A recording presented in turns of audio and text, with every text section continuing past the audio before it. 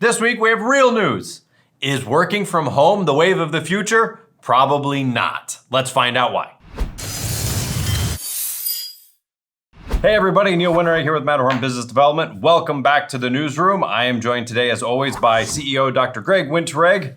And you can find out more about his book, Fun at Work, down below. If you haven't picked it up already, it is available through Kindle, audio, paperback, etc. And you definitely do not want to miss it. Now, last week, if you followed the Newsroom, we were having a hard time finding things to discuss because there hasn't been a lot of very interesting business things to discuss. That's right. Now, this week, I actually found something pretty interesting. Now, lay it on us. When this whole pandemic started and everybody started working from home, it was amazing. We can get everything done with Zoom. There was talks about how office spaces are gonna shutter because nobody's gonna go back to work. And Who needs an office anyway? We have the internet. What's the point of working together when we can work at home? And so all of these types of things came out, and we mentioned, and I don't know if it was on film or if it was just us talking off camera. Ranting off camera. That's never gonna work. And lo and behold, we're only 4 months into this, and the Wall Street Journal, Forbes, and other big magazines are talking about how employers hate what is going on right now. Yep. Now, why is that?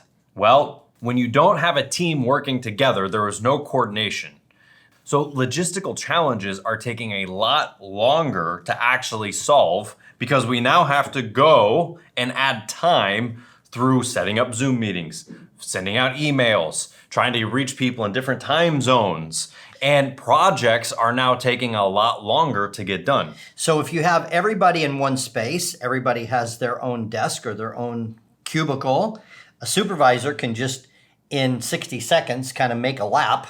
Yep. Talk to everyone. How you doing here? How you doing here? Somebody can raise their hand. Hey, I need help over here. They can walk up. They can approach the boss. Yep. And now with everything being virtual, you have to schedule it. They have to log in. They have to get on their Zoom meeting. And what's really suffering now really is supervision and coordination. Not supervision just to make people are working, which Right. we can talk about later, but just like being for the CEO has managers for a reason. Yep. And the manager can't manage from his kitchen table at home. Right, it's very hard, and we've said this, I've said this from maybe one of the very first videos we ever shot on this channel, was that the more technologically advanced we get, the less in communication we are. And when you do that, your business suffers greatly, and it might take 4 months for you to realize it because some projects take 6 months or a year, but all of a sudden what used to take 6 months is now gonna take a year. Yeah. And what used to take a year is gonna take a year and a half or two, and your bottom line is gonna suffer. And you might think, well, I'd save money by not having an office space.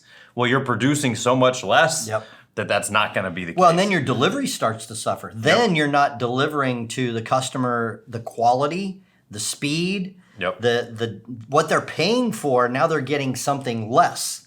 And then the other thing is that hiring and onboarding new people during this time is a disaster.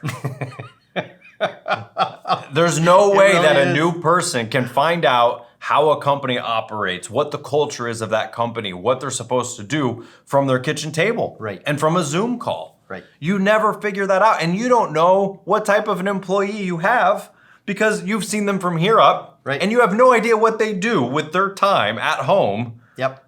You don't know if they're trustworthy. You don't know if they're actually watching the videos they're supposed to.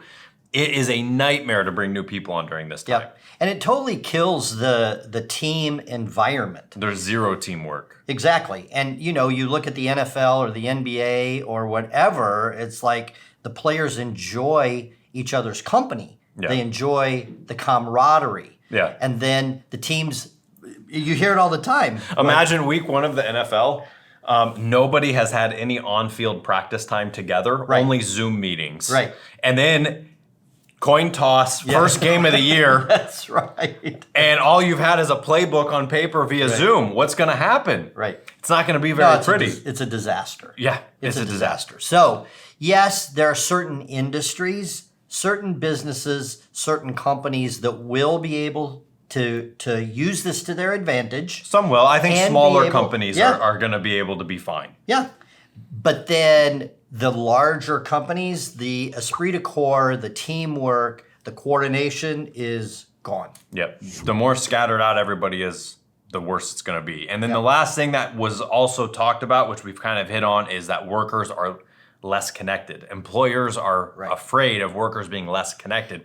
And we did a video on this probably a year or two ago now about 60% of employees are disengaged. I think it was 63%. Something ridiculous. Are disengaged when they're at your office. So who knows what they're doing now that you can't watch them? Yeah, imagine a disengaged employee has to watch 8 hours of video, right? Right. Okay, you hit play, you hit mute, and you watch Netflix. And you just keep looking over and clicking on to the next video. And then they sign off, yep, I watched those videos. Right. We don't know if they actually watched it or not. Yeah, this is in the long run, this is a disaster. This is going to be a disaster. And it's going to be felt about 8 months from now. Yeah. Honestly. The beginning of next year is when factories are going to have less stocks, less storage, less ability to produce. All that stuff is going to really start affecting us later because everybody thought this virtual thing was such a great idea. Yep. And I honestly think that because the virtual stuff is so good that there's less push to get America back to work. Because everybody thinks it's great. But we're going to feel it later. Yeah, just this whole thing kicked off in March. Yep. And just wait until March of next year. Yeah, wait till then. So with your employees, if you do have to work separate, do everything you can to keep them as engaged as possible, but try and get everybody back to work. We are not going to see co-working spaces shut. We're not going to see giant corporations, just having everybody work from home. I know Google is saying they're doing that till next year, whatever. They have $5 quadrillion gazillion dollars, and I guess they can do whatever they want. But their services have been affected, and it will affect the bottom line more. Yep, for sure. But for the small business out there, try and get everybody back together because virtual is not here to stay.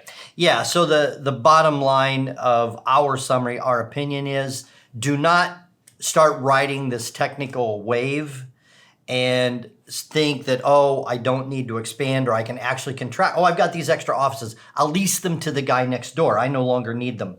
Do not go in that direction. Yeah, don't think that that's going to happen because people are going to get back to work. And people love working and talking with real humans. Yes.